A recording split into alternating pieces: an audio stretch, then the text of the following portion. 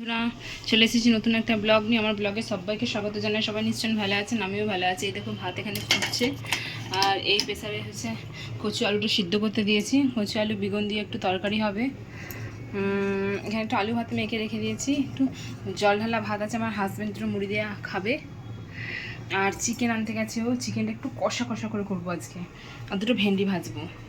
ব্যাস, আজকে simple menu এই। এত যতই কচি বেগুন আনো না কেন, বেগুনের ভেতরে এই বীজগুলো এত এইটু বেগুনই তাই পেকে যাচ্ছে। এখানকার বেগুনগুলো মোটেও সুবিধার না, ভালো না। দুদিন ধরে ওয়েদারটা রোদ উঠছে, কিন্তু সেই রকম রোদের তেজটা নেই। যাক ভালো, একটু বৃষ্টি বাদল সেদিনকে হয়েছিল, তারপর থেকে এরকম হয়েছে। তো চলো, এটা থেকে হোক। আমার হাজব্যান্ড বাজার গেছে, এখন আসেনি, তো ততক্ষণ করে ফেলি। ভাতটা দেখো হয়ে গেছে, উপর দেবো। দেখো চিকেন নিয়ে চলে এসেছি, ধুয়ে নিয়েছি। আর কচু আলু যে সেদ্ধ হয়ে গেছে। আর এখানে একটু রাঁধুনি, জিরে, আদা বেটে নিয়েছি। এই বেগুনটা আগে ভেজে নিই, তারপরে মশলাটা দিয়ে কষে ওই সেদ্ধ কচু আলুটা দিয়ে দেবো। মাংস একদিন আলু দিয়ে করেছি, ঝোল ঝোল তো অনেকদিন খেয়েছি, তার জন্য আজকে একটু সম্পূর্ণ পুরো কষা করবো।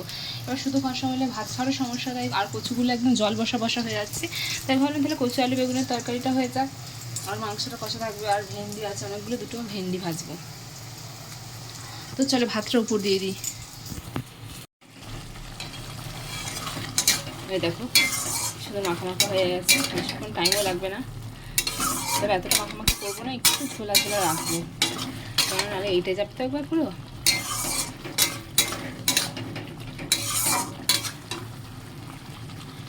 এই মশলা তোমার প্রেসার কুকারে জলটা দিয়ে দেবো। ভালো লাগে, আগের দিন করেছিলাম, আমার হাজব্যান্ড বলছিল খুব ভালো হয়েছে।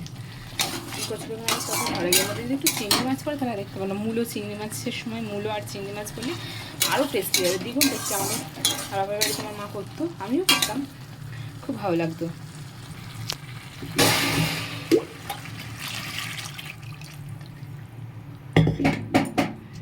জলটা দিয়ে দিলাম, চলো মাখা মাখা হয়ে যাক, দিয়ে নামিয়ে নেওয়া যাবে। বন্ধুরা, কচু বেগুন আলুর তরকারিটা রেডি হয়ে গেছে। আর এখানে দেখো মাংস সব কিছু রেডি করে রেখেছি, কষা হবে বলে আলু নিয়ে নিই। এই ভেন্ডি ভাজাটা হচ্ছে।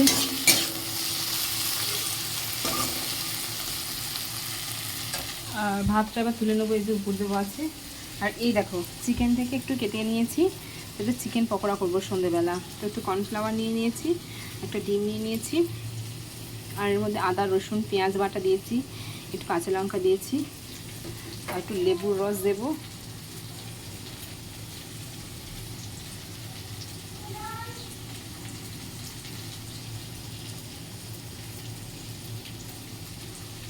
লেবুর রস দিয়ে দিলাম, একটু জিরে গুঁড়ো দেবো,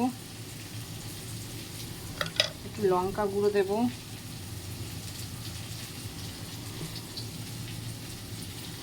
একটু হলুদ গুঁড়ো দেবো সামান্য। ব্যাস, এবার ডিমটা আর কর্নফ্লাওয়ারটা দিয়ে ম্যারিনেট করে ফ্রিজে রেখে দেবো। দিয়ে সন্ধ্যেবেলা যখন ভাজবো তার আগে নিয়ে আসবো। আজকে সন্ধ্যেবেলা স্ন্যাক্স হিসাবে এটাই হবে, চিকেন পকোড়া। এই দেখো বন্ধুরা, ভেন্ডি ভাজা নামিয়ে নিয়েছি। এই 5টা জায়গায় রেখেছি, এখানে একটু শসা আর লেবু কেটে নিয়ে যাবো। এই দেখো এটা ম্যারিনেট করে রেখে দিয়েছি, এটা ফ্রিজে গিয়ে রেখে দেবো। তো একবারে সন্ধ্যেবেলা ইভিনিংয়ে বার করবো। তো চলো ভাতটা তুলে নিয়েছি, আর ভাতটা একটু ঢেলে নেবো, তারপরে চিকেনটা বসাবো। আমার হাজব্যান্ড এখানে কী করছে দেখো, এখানে আসলে অনেক বেশি মাটি দেওয়া হয়ে গেছিলো। দেখো মাটিগুলো তুলে তুলে একটু সরিয়ে দিচ্ছে, নাহলে গাছগুলো সব মরে যাচ্ছে মাটির চাপে। আর কত পিঁপড়ে বেরোচ্ছে দেখো, মাটির ভেতরে ভেতরে ঠান্ডা পেয়েছে, এক গাদা করে পিঁপড়ে বেরোচ্ছে। বাপরে রোদটা কেমন দেখো। চলো কমপ্লিট করে নিই। দেখো প্রেসারে বসিয়ে দিয়েছি, দেখো পুরো ধোঁয়া হয়ে গেল। এরকম মশলাটা পুরো সব রেডি করে নিয়েছি। আর দেখো প্রেসারে পেঁয়াজ ভাজা হচ্ছে, তো হোক ততক্ষণ। এরকম মশলা দিয়ে দিচ্ছি, কষছি। আজকে তো শুধু হবে বলেছি, আজ আলাদা করে দিয়ে নিই। এই দেখো লেগ পিস, দেখেছ? ভালো করে একটু কষা হোক, তারপর মশলা ধোয়া জলটা দেবো।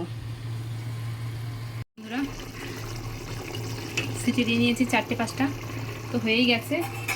এরকম একটু লেবু কেটে রেখেছি, এখানে চিনি আর নুন ভেজাতে দিয়েছি একটু শরবত করে, আমি আর আমার হাজব্যান্ড খাবো। আর এখানে স্যালাড সব কাটা হয়ে গেছে, ভাতও বানা হয়ে গেছে দেখো। তো সব নিয়ে এখন নিচে চলে যাব, একটু গরম মশলা দিয়ে দেবো নামানোর আগে।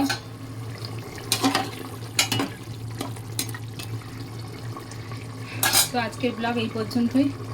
যারা ইউটিউব থেকে দেখছো তারা ইউটিউব চ্যানেলটাকে অবশ্যই সাবস্ক্রাইব করে দেবে, আর যারা ফেসবুক থেকে দেখছো তারা ফেসবুক আইডিটাকে ফলো করে দেবে। সবাই প্লিজ এইভাবেই ভালোবাসা দেবে, এইভাবেই পাশে থাকবে। চলো টাটা।